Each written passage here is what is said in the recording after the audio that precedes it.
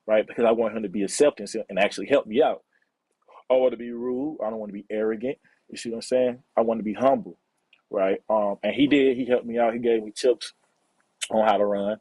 And they had a special election for it because the other guy left, went on the hiatus. And the board was just on the, just in shambles. And so I ran and won. And that's how I got on the board of trustees. And I swear to you, networking is that's like the bulk of what you got to do to even do that job. But yeah, that's how I go. I wanted to share that story because it just shows in that, examples of sometimes you got to be intentional about networking. Other times it requires a little subtleness. And yeah, that's kind of how that goes. That's the story on that. And I like how you said making your objectives known, making your goal known, being straightforward when you're networking, so that from that point on they know the basis of your relationship. And I feel like that's where some folks be messing up, when they genuinely get a relationship or a network for a specific purpose, yet they don't state that purpose. And that's where some confusion comes into place. So when they try to capitalize off of that network or off of the relationship that they made for the purpose that they had intended beforehand, the network or the individual that they networking with is confused because they didn't let it be known beforehand. So I like how you emphasizing the importance of communication, brother. Definitely, man. You For sure. Man, dropping some gems on this show, man.